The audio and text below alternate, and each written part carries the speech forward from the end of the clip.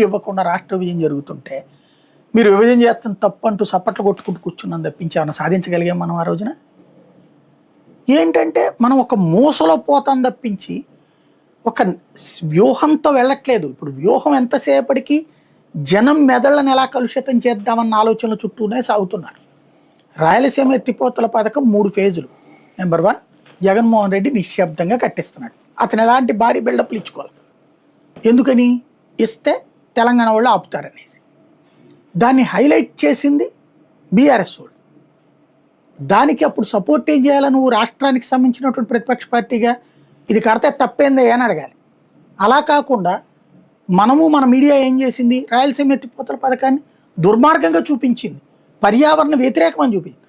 పోలవరానికి పర్యావరణ వ్యతిరేకమే కదా లెక్కనైతే, పట్టిసీమ పర్యావరణ వ్యతిరేకమే కదా, ప్రతిదీ పర్యావరణ వ్యతిరేకమే ఏ ప్రాజెక్ట్ అయినా సరే. కానీ భవిష్యత్ అవసరాల రీత్యా దానికి ఆల్టర్నేటివ్ సెట్ చేయడం అనేటువంటి జరుగుతూ ఉంటుంది. కానీ ఆ తరహా ప్రచారం చేసుకొచ్చారు. చివరికి ఎన్జీటీ వాళ్ళ కేసులు వేశారు. ఆ కేసులు సమర్థిస్తా పొంకాను కథనాలు రాశారు. తీరా చూస్తే అయినా సరే కడతనాడు జగన్మోహన్ రెడ్డి. ఎంత అహంకారం చూడండి అని రాశారు తప్పించి రాష్ట్ర ప్రయోజనాలకు కదా అది చేసింది. అది ఆంధ్ర ప్రయోజనాల కోసం జగన్ చేస్తున్నాడని తెలంగాణ వాళ్ళు తిడుతుంటే, ఆంధ్ర డబ్బులు నాశనం చేస్తున్నాడని ఇక్కడ వీళ్ళు తిట్టారు. ఏమనాలి? అది మన దగ్గర ఎలాంటి వాదం మనం తెర మీదకి తీసుకొస్తున్నాం? ఏం చెప్తున్నాం?